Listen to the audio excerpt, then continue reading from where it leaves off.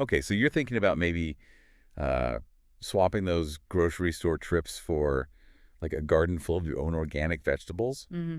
That's Yeah. awesome. And we're diving into this beginner's guide that's hopefully going to give you the confidence to get started. Yeah, what's interesting about this guide is it really it gets to the heart of a question I think a lot of people have, Hopefully. why bother with organic gardening? Like, is it really worth the effort? Right. Especially when you see those like price tags at the grocery store. Oh The yeah. guide definitely doesn't shy away from that whole cost thing with organic produce, Yeah. but it really frames homegrown organic gardening as like a practical solution. Absolutely. And it actually it dives into some, I think, kind of eye-opening details about the potential long-term side effects of, using common chemical pesticides. Oh, wow. And it's not even just about the food itself, but it's also about, protecting those beneficial insects and the pollinators that are so crucial for a healthy ecosystem. Right, right. Yeah, that's a really important point. Hmm. I mean, this guide, it isn't just about like growing vegetables, right? Yeah. It's about cultivating it's like a deeper understanding of how interconnected our environment really is. Precisely. And beyond even the health benefits, the guide really argues that organic gardening can be surprisingly budget friendly, Okay. especially when start ditching those expensive chemical fertilizers and you embrace the power of compost. Compost. See, Yeah. composting to me has always seemed, I don't know, a little intimidating, like it's this mysterious process that only like master gardeners could ever really like master. Yeah, I totally get it. But this guide, it really breaks it down in a way that makes it seem totally doable, Okay. even for beginners. It really emphasizes that composting isn't about like having this fancy equipment or anything like that. It's Yeah. about like understanding that natural process of decomposition. Okay, so what kind of stuff are we talking about here? Like, give me some examples. So basically, anything organic from your kitchen can go in your compost bin. Wow.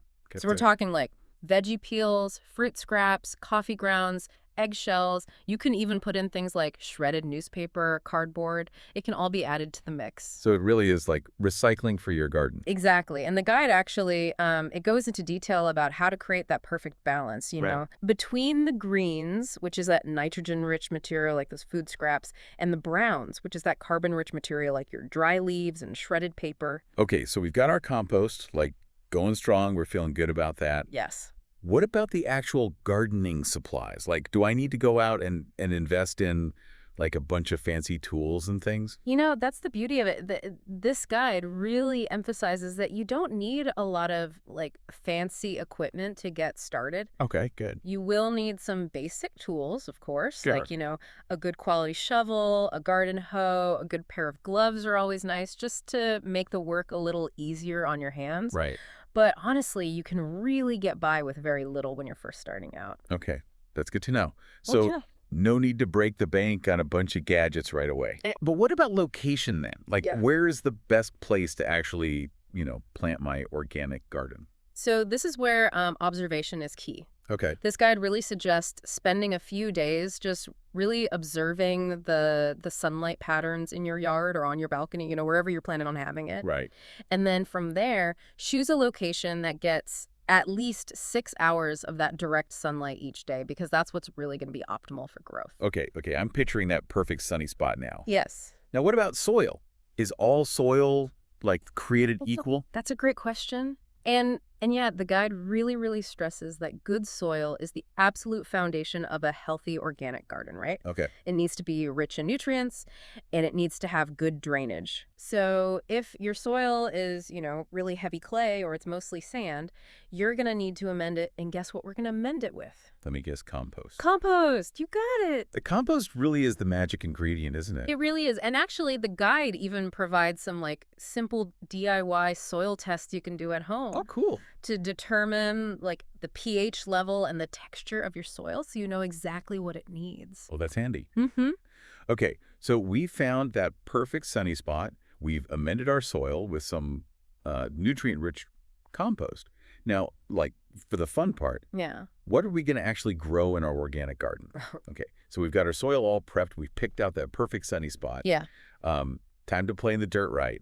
Like, Right. what does the guide recommend we actually plant for our first organic garden? This is where it gets really exciting, right? Yeah. Because the guide actually has like a whole section on choosing the right vegetables. Okay. And it really encourages you to like think about what you actually like to eat. Right. Because, there's no point in growing like a bumper crop of eggplant if you can't stand the taste. That's a good point. I'm definitely like a tomato and zucchini kind of person. So Okay. what does the guide say about those? Oh, you're in luck. Those are actually both considered relatively easy to grow. Oh, good. Even for beginners, which is great. Awesome. And they actually recommend zucchini as like a great like gateway vegetable Oh, really? because it grows so quickly. Okay. So like seeing those first zucchini blossoms turn into like edible squash, it's incredibly rewarding, and it can really, really boost your confidence as a gardener. Yeah, I can see how that would be motivating for sure. Totally.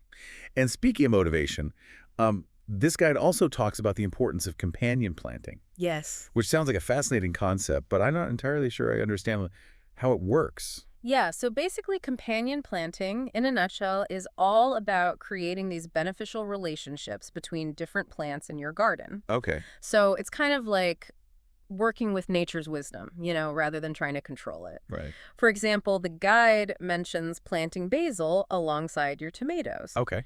Because not only does the basil repel like common tomato pests, Oh, wow. but it also enhances the flavor of the tomatoes. Wow, that's incredible. Like you're creating this like little ecosystem just right there in your backyard. Exactly. Okay. So we've got our tomatoes and our basil like hanging out. Our zucchini vines are starting to climb. Yes. What about those pesky pests, though, that just always seem to find their way into the garden? I'm assuming we're not reaching for, like, the chemical pesticides at this point.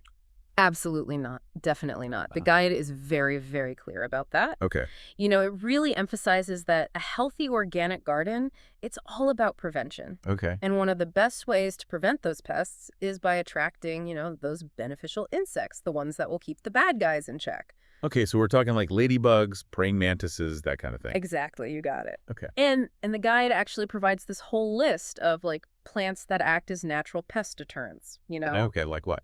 So things like marigolds, lavender, garlic. Oh, so not only does my organic garden look beautiful, but it smells amazing, too. Exactly. That's awesome. Aromatherapy and pest control all in one Love lump. it. But what if, like, despite our best efforts, we still find ourselves battling, like, I don't know, an aphid invasion or like a slug infestation? Right. Well, don't worry. The guide has got you covered. Okay. It offers this whole arsenal of like natural and really effective solutions for dealing with those common garden pests. Like what? Give me an example. Okay, so for example, did you know that a simple spray of like diluted soapy water can actually work wonders against aphids? No way. Yeah. Really? Yeah. I always thought you needed some kind of harsh chemical to get rid of those little guys. Nope, not at all. Turns out, a little bit of dish soap will actually disrupt their delicate exoskeletons and they can't survive. That's amazing.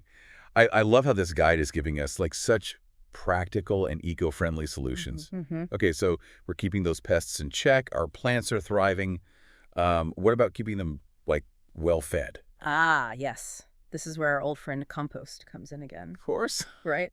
The guide really emphasizes the importance of regular fertilization, especially for like those heavy feeders like your tomatoes and your squash Okay. and compost. Because it's a slow release fertilizer, it actually provides this like steady stream of nutrients to your plants all throughout the growing season. So we've, nurtured our organic garden. We've given it plenty of love, fought off those pesky pests. Yeah. Now comes the really rewarding part. Absolutely. It's harvest time. And this is, where the guide really shines because it gives you all this like detailed information about when and how to actually harvest each type of vegetable. Oh, okay. It really emphasizes that timing is everything when it comes to like peak flavor. Okay, so how do I know? Like, how do I know when my vegetables are actually ready to be picked? Well, the guide actually gives you like specific guidelines for each vegetable. Right. Like, for example, with zucchini, you want to harvest them when they're about, 6 to 8 inches long. Okay. Because if they get any bigger than that, they start to get kind of seedy and they lose that like delicate flavor. Okay. I'm picturing like, baskets overflowing with all this fresh organic zucchini and tomatoes, maybe even some herbs. What's the best way to actually store all this bounty, though? Because I definitely don't want my hard work going to waste. Right. And that's where, those age-old preservation techniques, they really come in handy. Okay. The guide actually dedicates like a whole chapter to storing your harvest. Wow. And it emphasizes that, different vegetables have different needs. Okay, so like, for instance, I've heard that you're never supposed to store tomatoes in the refrigerator Yes, because something about the cold ruining their flavor or something. that's right. Tomatoes are definitely best stored at room temperature, Okay. out of direct sunlight, of course, but yeah. Okay. And they actually will continue to ripen even after you've picked them. Oh, good to know. What about things like leafy greens?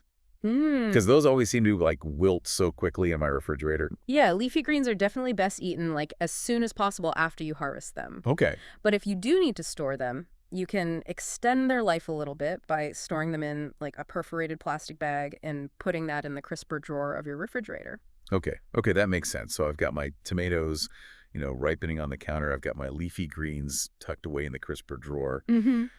But let's be real, like even with the best storage methods, Mm-hmm. there's only so much zucchini one person can eat. Right. You're speaking my language. Yes. And the guide actually acknowledges this. Like it recognizes that home gardeners very often end up with this surplus of produce, right? Right. So it actually includes a whole section on preserving your harvest Oh, cool. through other methods like freezing, drying, even pickling. Oh, I'm picturing jars of like homemade pickles lining my pantry shelves right now. Yes, exactly. It's the dream. But, beyond all the like practical tips and techniques, what I found like almost more inspiring about this guide was its emphasis on like the sheer joy of gardening.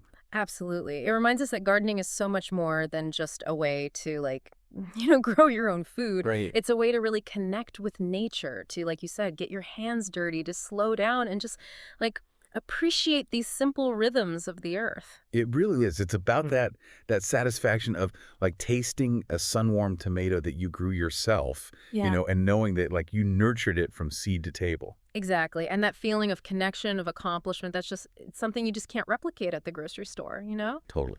Totally. So if you are like even slightly feeling inspired to, embark on your own little organic gardening adventure, remember this guide is like your trusty companion. Mm-hmm. It's packed with like all this practical advice, time-tested techniques, and like, honestly, a whole lot of encouragement. It is. It really is. Yeah, and who knows, you might even discover this, hidden talent for growing, the most delicious, vibrant vegetables you've ever tasted. Now, that's a reward worth digging for. I agree. So as you start planning that organic garden, think about those flavors that you're most drawn to.